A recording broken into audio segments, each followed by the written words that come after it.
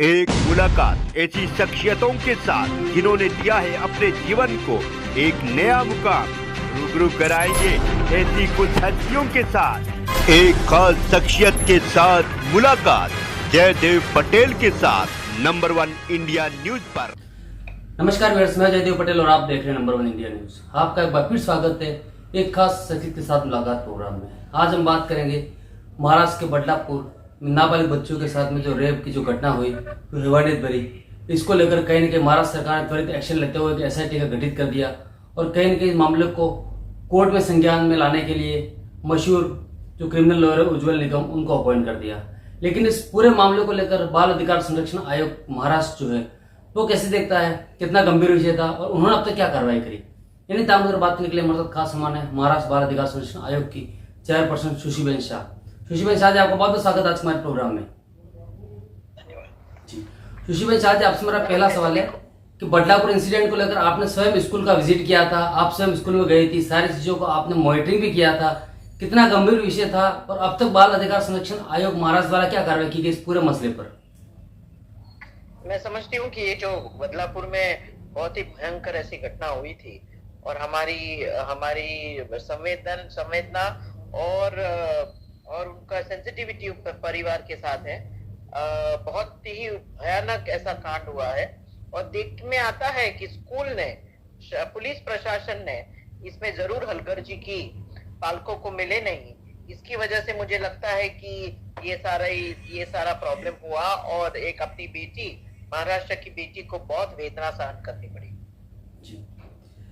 सुशीबेन शाह जी, अगर हम बात करते हैं, थोड़ा सा इसको और आगे ले जाने की कोशिश करता हूं, तो यहाँ पर दो डिपार्टमेंट होते हैं, एक स्कूल के अंदर मैनेजमेंट और एडमिनिस्ट्रेशन। इसमें एडमिनिस्ट्रेशन को तो जिम्मेदार ठहराया गया, लेकिन मैनेजमेंट को क्यों नहीं? नहीं, मैनेजमेंट को भी एफआईआर लॉन्च हुआ है, दोनों पर लॉन्च हुआ है, प्रशासन पर और मैनेजमेंट पर भी। लेकिन मैनेजमेंट पर जो एफआईआर दर्ज हुई वो बाद में हुई, इसका क्या कोई रीजन आपके नजर से देखते हैं आप? नहीं, हमने कहा कि भाई ये मैनेजमेंट पे होना चाहिए, बिकॉज पॉलिसी वो बनाते हैं, मैनेजमेंट ही पॉलिसी बनाता है। जो हेडमिस्ट्रेस है उनकी भी गलती थी, उसमें दो मत नहीं हो सकते, लेकिन गलती सबसे ज्यादा मैनेजमेंट की थी।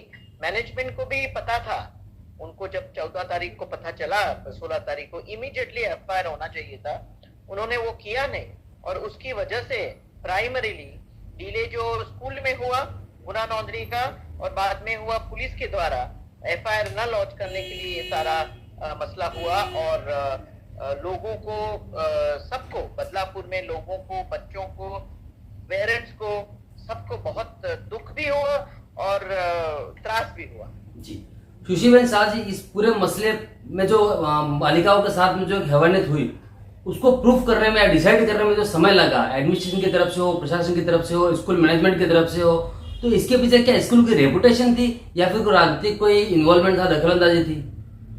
राजनीतिक इन्वॉल्वमेंट का तो मुझे पता नहीं, लेकिन डिले करने की वजह, यू आर राइट, हो भी सकती है कि उनको रेपुटेशन या थोड़ा छुपाने की कोशिश की गई थी, ऐसा हमें लगा प्रिलिमिनरी ऑब्जर्वेशन में। जी सुशीबेन शाह जी, महाराष्ट्र बाल अधिकार संरक्षण आयोग जो है वो कहीं न कहीं होम मिनिस्टर से भी मिला था इस पूरे मसले को लेकर के। अब तक महाराष्ट्र बाल अधिकार संरक्षण आयोग ने क्या कुछ कार्रवाई करी है इस पूरे मामले को लेकर के, और होम मिनिस्टर से जो मिले उसमें क्या कुछ मांग आपकी तरफ से की गई? पहले प्रिलिमिनरी इंक्वायरी की हो गई, तब हमने रिकमेंडेशन दिया था और उसके अंतर्गत section 6 of the POCSO act भी लेवी किया गया है कि भाई जहां जो इट्स एग्रेवेटेड असॉल्ट, यानी जो आदमी एक पावरफुल पोजीशन में हो और वो इन्फ्लुएंस कर सकते हैं बच्चों को, जब वो आदमी ऐसा कोई अत्याचार करे तो अंडर सेक्शन 6 आता है।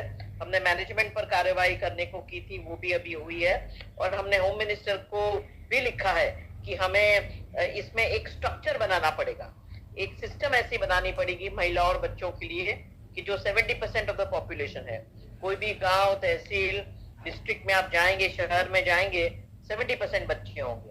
जब कोई ऐसी अनफॉर्चुनेट इंसिडेंट होता है तो हम सब नी जर्क मोड में आ जाते हैं, तुरंत कार्यवाही करने की कोशिश करते हैं। लेकिन ये बात एक केस की नहीं है, रोज जब भी महिलाओं पर अत्याचार हो, बच्चों पर अत्याचार हो, जब वो पुलिस स्टेशन पर जाए, वहां 24/7 एक सेंसिटिव ऑफिसर उपलब्ध होना चाहिए कि जो उनको गाइड करे, गुनाह नोंदनी करे, एफआईआर करे और व्यवस्थित उसमें कामकाज चालू हो। ऐसा व्यवस्थित उसमें छानबीन हो, इन्वेस्टिगेशन हो, आश्वासित करे पेरेंट्स को कि आप चिंता न करें, आप सही जगह पर आए और आपको न्याय मिलेगा। ये प्रणाली अभी बिल्कुल नहीं है। चाइल्ड प्रोटेक्शन ऑफिसर नियुक्त किया जाता है, लेकिन कहाँ बंदोबस्त हो, वीआईपी मूवमेंट हो, चोरी चकारी हो, तो वही ऑफिसर वहां पहुंच जाता है। उसकी वजह से मुझे लगता है कि एक स्ट्रक्चर, एक सिस्टम बनाने की बहुत जरूरी है।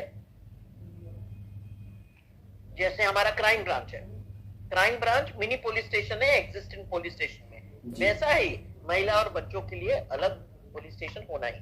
जी सुशील भाई, साथ ही आपसे मेरा एक आखिरी सवाल है कि महाराष्ट्र की अगर हम बात करते हैं तो ऑलरेडी महाराष्ट्र में women and child against crime का एक पूरा एक डिपार्टमेंट अलग से तैयार किया हुआ है महाराष्ट्र पुलिस की तरफ से।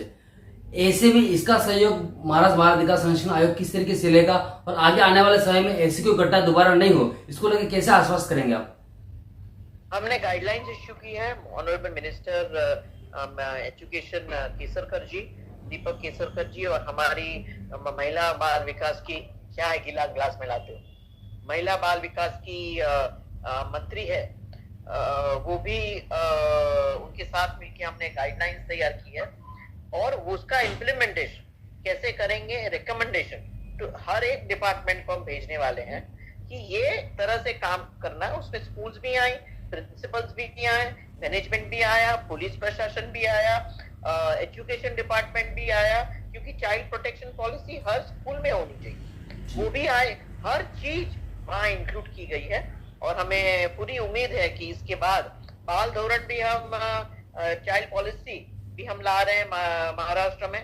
तो मुझे लगता है कि आगे चल के मुझे लगता है कि ऐसा कोई कांड होगा नहीं, और होगा तो जरूर एक विकृत आदमी को सजा मिलेगी। सुशील भाई, साथ ही आपने हमारे समय निकाला, महत्वपूर्ण जानकारी हमारे साथ साझा करें, उसके लिए आपका बहुत बहुत धन्यवाद। Thank you so much. Thank you ji.